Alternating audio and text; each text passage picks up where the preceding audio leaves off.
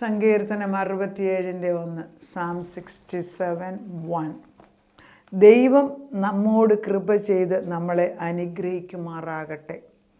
അവൻ തൻ്റെ മുഖത്തെ നമ്മുടെ മേൽ പ്രകാശിപ്പിക്കുമാറാകട്ടെ. അവിടെ നിർത്താം. ദൈവം തുടങ്ങുന്നത് പോലും ദൈവത്തിലാണ്. എല്ലാം തുടങ്ങുന്നത് ദൈവത്തിലാണ്. ദൈവമില്ലാത്ത ഒന്നും വേണ്ട. കർത്താവേ, ഐ ആം പ്രേയിങ്. കർത്താവേ, ദൈവമില്ലാത്ത എല്ലാം അടഞ്ഞു പോട്ടെ. സീലിറ്റിലോട് കീല് കൊണ്ട് അടയ്ക്കുന്ന പോലെ അടച്ചു മാറ്റ്. ദൈവത്തിൽ തുടങ്ങുന്നതും ദൈവത്തിൽ നിലനിൽക്കുന്നതും ദൈവത്തിൽ അവസാനിക്കുന്ന അല്ലാത്ത എല്ലാം തുടച്ചു മാറ്റി ഞങ്ങളുടെ കുടുംബങ്ങളെ നിൻ്റെ ആത്മാവിൽ നിറച്ചുകൊണ്ട് വചനം അയക്കുകയാണ്. ദൈവം നമ്മോട് കൃപ ചെയ്ത് നമ്മളെ അനുഗ്രഹിക്കുമാറാകട്ടെ. അവൻ തൻ്റെ മുഖത്തെ നമ്മുടെ മേൽ പ്രകാശിപ്പിക്കുമാറാകട്ടെ. ഇത് ആക്ച്വലി സംഖ്യാപുസ്തകം 6:24, 24-26 വരെയുള്ള വാക്യം എടുത്തു പറഞ്ഞിരിക്കുന്ന സംഖ്യാപുസ്തകത്തിൽ.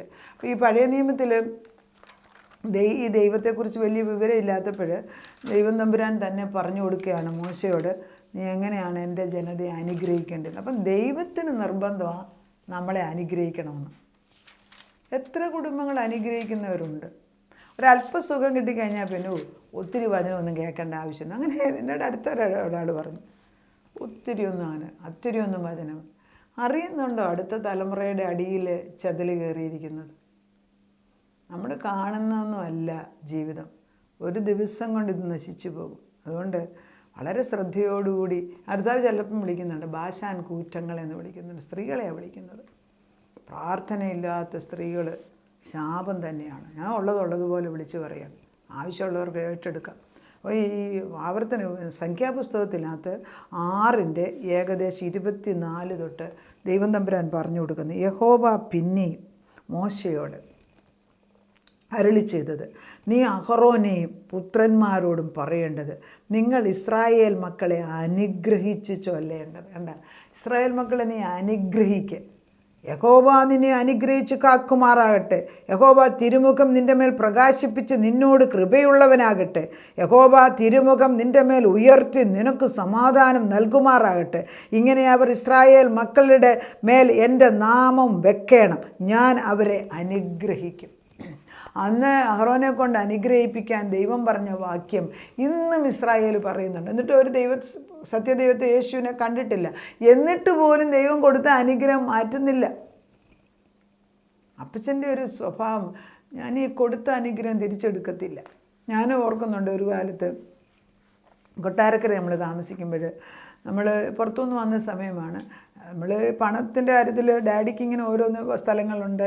ചിലപ്പോൾ അത് വിൽക്കും, പൈസ ചിലപ്പം വരും, പൈസ ചിലപ്പം വരാതിരിക്കും. അതൊക്കെ അപ്പോൾ ഒരു പ്രാവശ്യം ഞാനിങ്ങനെ കാണുകയാണ് നമ്മുടെ വീട്ടിൻ്റെ മാനേജർ, അയാൾ ഒരു വീട്ടിന് മുൻപിൽ കൊണ്ടുവന്നിട്ട് ഒരു വിഗ്രഹത്തെ കൊണ്ടുവച്ചിരിക്കുകയാണ്. ഗണപതിയാണ് കൊണ്ടുവച്ചത്. ആത്മാവിൽ കാണുന്നതാണ്. നമ്മുടെ വീട്ടിൽ വരുന്നത് മുഴുവനും ഇതിൻ്റെ വയലിനകത്തോട്ടാണ് കയറിപ്പോകുന്നത്. വീട്ടിനകത്ത് പൈസ വരില്ല. നമ്മൾ ദൈവത്തെ വിളിക്കുന്നെങ്കിലും ഈ തീക്ഷ്ണമായിട്ട് പ്രാർത്ഥിക്കാനൊന്നും അത്രേ അറിയത്തില്ല. അപ്പോൾ നമ്മൾ പ്രാർത്ഥിക്കുമ്പോഴെല്ലാം എന്താണ് വീട്ടിനകത്ത് പൈസ തരാം. അപ്പോൾ അന്നാണ് ദർശനത്തിൽ ഇങ്ങനെ കാണിച്ചു തന്നു. അപ്പോൾ എനിക്കല്ല, എൻ്റെ കൂടെ ഇരിക്കുന്നവർക്ക് ഈ ദർശനം കിട്ടുന്നത്. എനിക്ക് വചനത്തിൻ്റെ തോട്ട്സാണ്. ദർശനങ്ങൾ ചിലപ്പം വരും, but usually my thoughts are equivalent to ഈ മറ്റുള്ളവർ കാണുന്ന ദർശനവും എൻ്റെ തോട്ട്സും ഒരുപോലെ വരുമ്പോൾ എനിക്കറിയാം ദൈവത്തിൻ്റെയാണ്. അപ്പം ഇതിങ്ങനെ എന്നിട്ട് നമ്മുടെ വീട്ടിൽ വരുന്ന പൈസ മുഴുവൻ ഈ ഗണപതിയുടെ വായിക്കാത്തോട്ട് കയറി ചെല്ലുന്നത്. അപ്പം ഞാൻ പറഞ്ഞ് ചുമ്മാതല്ല വീട്ടിൽ കാശ്. അപ്പം വാശി വന്ന പിന്നെ വാശിയാണ്. എനിക്കൊരു സിംഹത്തിൻ്റെ സ്വഭാവമാണ് എനിക്ക്. അപ്പോൾ ഞാൻ പറഞ്ഞു, ദൈവത്തിൻ്റെ കുന്തം എടുത്തിട്ട് ഇതിൻ്റെ വയറ്റിൻ്റെ അവിടോട്ട് ഞാൻ എറിയെന്ന് പറഞ്ഞു. ദാവീദ് എറിയുന്ന പോലെ എറിഞ്ഞു കഴിഞ്ഞപ്പോൾ നേരെ എൻ്റെ വയറ്റിൻ്റെ അവിടോട്ട് എന്നിട്ട് പണം, ഈ കോയിൻസ് എല്ലാം ഇങ്ങനെ കിടികിടാന്ന് താഴോട്ട് വീഴുന്നത് എനിക്ക് കാണാം. അപ്പോൾ എനിക്കത് കാണാം. അപ്പം ഞാൻ പറഞ്ഞു, ചുമ്മാ അല്ല, വീട്ടിനകത്ത് പൈസ കയറി വരുന്നില്ലല്ലോ. അങ്ങനെ ഞാൻ വെച്ച് പ്രാർത്ഥിച്ചു കഴിഞ്ഞപ്പോഴത്തേക്ക് പരിശുദ്ധാത്മ പറഞ്ഞു, അത് പോയത് പോട്ടെ എന്ന് പറഞ്ഞു. ദൈവം ഈ 16-ാം സങ്കീർത്തനത്തിൽ പറയുന്നുണ്ട്, അന്യദേവന്മാരുടെ പേര് പോലും എടുക്കുന്ന ദൈവത്തിന് ഇഷ്ടമല്ല. അപ്പോൾ അന്യദേവൻ്റെ കയ്യിൽ ചെന്ന സാധനങ്ങളൊന്നും നമ്മൾ മക്കൾ എടുക്കാൻ പോലും ദൈവം ആഗ്രഹിക്കും. അത് പൊക്കോട്ടെ എന്ന് പറഞ്ഞു. പിന്നെ ഞാൻ അതിനെക്കുറിച്ചൊന്നും ചിന്തിച്ചിട്ടില്ല. നമ്മളെ ആ പ്രശ്നത്തെയും ദൈവം പരിഹരിച്ചു. കർത്താവിനെ നമ്മളെ അനുഗ്രഹിക്കണം എന്ന് അങ്ങേയറ്റം ആഗ്രഹമുള്ളപ്പം നമ്മളത് ജാഗ്രതയായിട്ട് ഇരുന്നില്ലെങ്കിൽ മറ്റുള്ളവരെടുത്തുകൊണ്ട് പോകും. അതിപ്പം XYZ ആരെങ്കിലും ആയിക്കോട്ടെ. നമ്മുടെ കുഞ്ഞുങ്ങളുടെ അനുഗ്രഹം നമുക്ക് ലഭിക്കുന്നില്ലെങ്കിൽ അത് വല്ലവരും എടുത്തുകൊണ്ട് പോവുകയാണ്. അപ്പം ദൈവത്തിന് നിർബന്ധമുണ്ട് ദൈവത്തിൻ്റെ മക്കളെ അനുഗ്രഹിക്കണം. അത് ഒരപ്പന് ഇപ്പോൾ അബ്രഹാമിന് നോക്കുമ്പോൾ അബ്രഹാമിന് പല സന്തതികൾ സറായി എന്നല്ലാതെ ഉണ്ടായിട്ടുണ്ട്. പക്ഷേ വേദപുസ്തകം പറയുന്നു അബ്രഹാം വാഗ്ദത്തപുത്രനായ ഇസഹാക്കിനാണ് എല്ലാം നല്ല അനുഗ്രഹമുണ്ട്. ബാക്കിയുള്ളവർക്ക് സാധനങ്ങൾ കൊടുത്ത് പറഞ്ഞു വിട്ടെന്ന്. To different things. നമ്മൾ ഏത് കൂട്ടത്തിൽപ്പെടുന്നു നമ്മൾ മനസ്സിലാക്കണം. അതിന് വില കൊടുക്കണം. നമ്മൾ അതിന് എത്രമാത്രം പ്രാധാന്യം കൊടുക്കുന്നു അത്രമേ നമ്മുടെ ഭവനത്തിനകത്ത് നമ്മളിൽ വരുന്നുള്ളൂ. അപ്പം നമ്മൾ ഉണർന്ന് ജാഗരിച്ചിരുന്ന് ദൈവത്തോട് പറയണം, കർത്താവേ ഞാൻ എൻ്റെ കുഞ്ഞുങ്ങളെ അനുഗ്രഹിക്കുന്നു. ഈ യെശയ്യാ 64 പറയുന്നുണ്ട്, നീ നിന്നെ തന്നെ അനുഗ്രഹിക്കാൻ പഠിക്കണം. അതൊന്നും നമുക്ക് അറിഞ്ഞുകൂടാ, ആരും പറഞ്ഞു തരുന്നില്ല, നമ്മളെ തന്നെ. ഞാൻ ഈ അടുത്തിടെ തന്നെ പല സ്ത്രീകൾ വിളിച്ചേച്ച് പറയും, അയ്യോ കഷ്ടമാണ്, ദുരിതമാണ്, കല്യാണം കഴിച്ച് ഈ മനുഷ്യനെ കല്യാണം കഴിച്ചതെൻ്റെ കഷ്ടകാലം, അങ്ങനെയൊക്കെ പറയുന്നവരുണ്ട്. നമ്മളറിയുന്നില്ല നമ്മൾ എന്തോന്നായി പറയുന്നതെന്ന്. അപ്പം നമ്മളെ തന്നെ പോലും അനുഗ്രഹിക്കാതായി മാറുക, അതെല്ലാം ഇവൻ്റെ അടവല്ലേ? നമ്മൾ അറിയുന്നുണ്ടോ? നമ്മളെ തന്നെ അനുഗ്രഹിക്കാൻ അറിയുന്നില്ല എങ്കിൽ ദൈവത്തിന് സങ്കടമല്ലേ?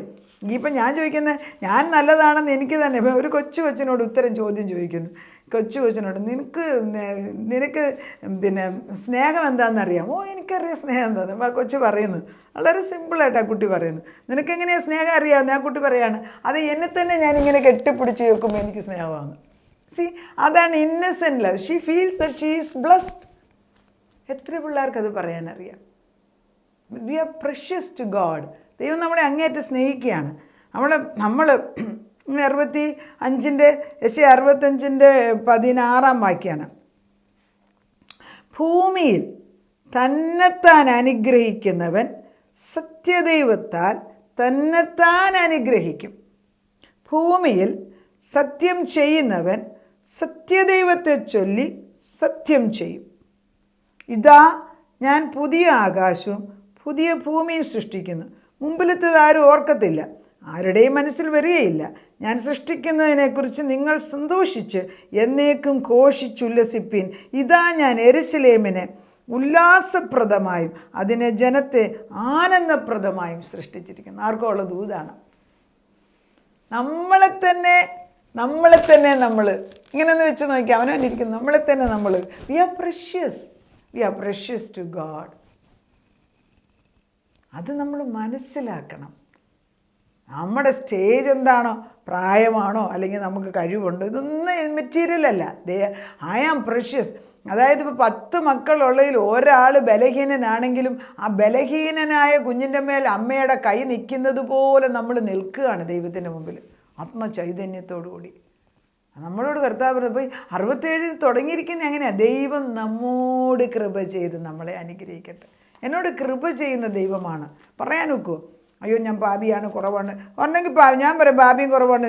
ഞാൻ കഴിഞ്ഞ ദിവസം ഒരാളോട് അഡ്വൈസ് ഞാൻ പറയും, ഒന്നേ ഞാൻ പറയുന്ന അഡ്വൈസ് സ്വീകരിക്കാനാണെങ്കിൽ സ്വീകരിക്കുക, അല്ലെങ്കിൽ വെറുതെ എൻ്റെ സമയം കളയല്ലേ.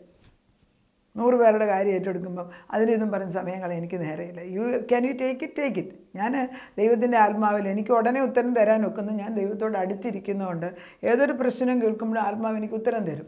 എൻ്റെ മക്കൾ തന്നെ പറയും, മമ്മി കേൾക്കുന്നതിന് മുമ്പ് ഉത്തരം തരും. മമ്മി കേൾക്കുന്നതിന് ഉത്തരം ഒരു തലേ ദിവസമേ ദൈവം എന്നോട് പറഞ്ഞിട്ടുണ്ട് ഉത്തരങ്ങൾ. പിന്നെ ഞാനിവർ പറഞ്ഞ് നോക്കിക്കൊണ്ടിട്ട് ഇവരുടെ ജഡത്തിലുള്ളത് മുഴുവൻ കേട്ടോണ്ടിരുന്നിട്ട് എനിക്കെന്ത് വേണം? എന്നെ കൂടെ താഴ്ത്താന്ന്. അതുകൊണ്ട് ഞാൻ അങ്ങനെ കേൾക്കാറില്ല. അധികം കേൾക്കുന്ന നല്ല സ്വാവശ്യം ഞാൻ ചെയ്യാറില്ല.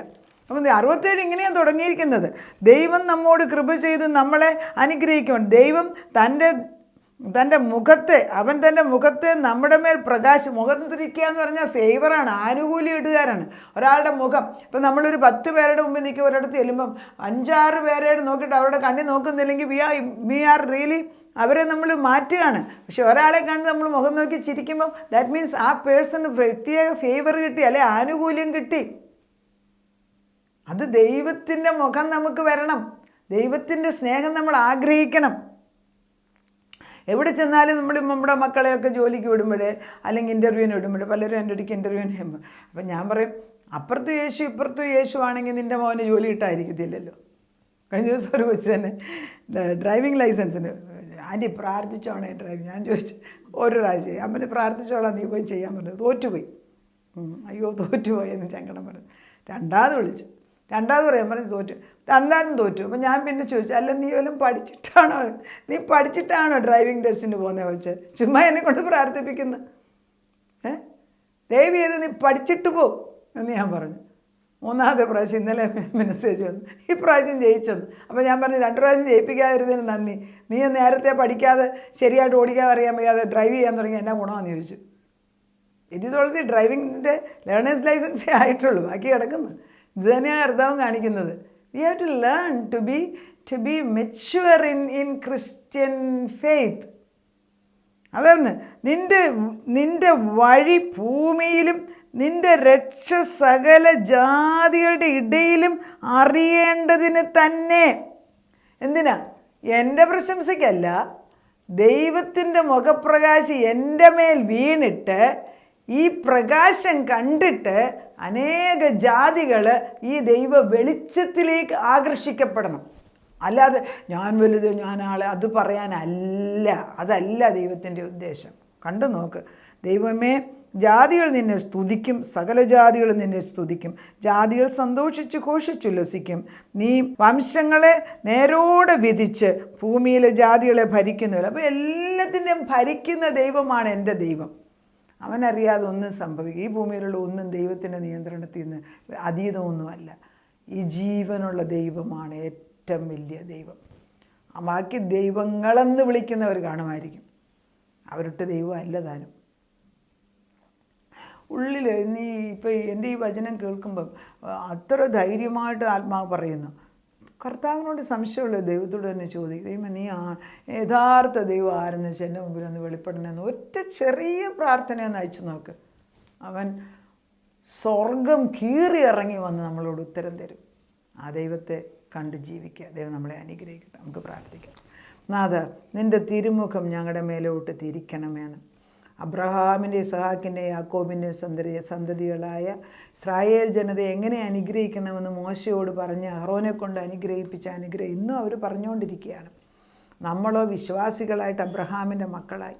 ആ അബ്രഹാമിന് കൊടുത്ത അനുഗ്രഹങ്ങളെല്ലാം ഞങ്ങളുടേതാണ്. പക്ഷെ എത്ര പേര് വാങ്ങിച്ചെടുക്കുന്നു? ഞങ്ങൾക്ക് ആർക്കും അത് വാങ്ങിച്ചെടുക്കുക. ആ തടസ്സം അഴിച്ചു മാറ്റിയിട്ട് കർത്താവ് ഞങ്ങളെ തന്നെ അനുഗ്രഹിക്കുന്നവരാക്കി മാറ്റണം. അത് നമുക്ക് നിർബന്ധം അപ്പച്ച.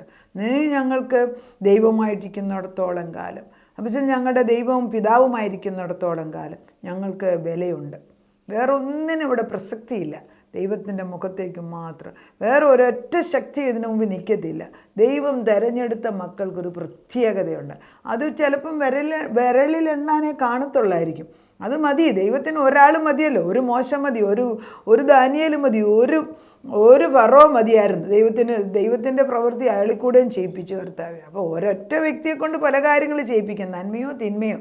അതുകൊണ്ട് ദൈവാത്മാവ് ഇറങ്ങി വന്ന് ഞങ്ങളുടെ കുടുംബങ്ങളിൽ വലിയൊരു പ്രകാശമയച്ച് നിൻ്റെ ആത്മാവിൻ്റെ തേജസ്സിൽ നിന്നുകൊണ്ട് ജീവിപ്പാൻ ഞങ്ങൾ പഠിപ്പിക്കണം. ഈ കഷ്ടങ്ങളൊക്കെ വരുമ്പം അതിൻ്റെ ആ വെള്ളത്തിൻ്റെ അടിയിൽ പോകാതെ ആഴി വരും, അത് മേളിക്കൂടെ ഒഴുകി അങ്ങ് പോകും. അത് കഴിയുമ്പോൾ ദൈവത്തിൻ്റെ ആത്മാവിൽ ഞങ്ങളെ ഉയർത്തി നിർത്തി അനേക മക്കളുടെ മുൻപിൽ ദൈവത്തിൻ്റെ പരിശുദ്ധാത്മാവ് പറയുന്നത് ജാതികൾ നിന്നിലേക്ക് കടന്നു വരുമെന്ന്. അനേക ജാതികൾ സത്യ വെളിച്ചത്തിലേക്ക് കയറി വരുവാൻ ദൈവത്തിൻ്റെ പ്രകാശം അല്ലെങ്കിൽ ഗ്ലോറി ഞങ്ങളുടെ മേൽ ഇട്ട് തരുന്നതിന് സ്തോത്രം. നമ്മുടെ പ്രശംസയ്ക്ക് വേണ്ടിയില്ല, നീ ആരെയെന്ന് മനസ്സിലാക്കുവാൻ സ്വന്തം മക്കൾക്കല്ലേ അവകാശം തരുന്നത്. ആ അവകാശം ഒന്ന് തന്നിരിക്കുന്നതിന് നന്ദി. എൻ്റെ വചനം പറഞ്ഞു കൊടുക്കുന്നിടത്തെല്ലാം ആത്മാവ് പ്രവർത്തിക്കട്ടെ. പ്രാർത്ഥന കേട്ട് ഉത്തരം തന്ന ദൈവത്തിന് നന്ദി. യേശു ക്രിസ്തുവിൻ്റെ പുണ്യനാമത്തിൽ തന്നെ. ആമേൻ.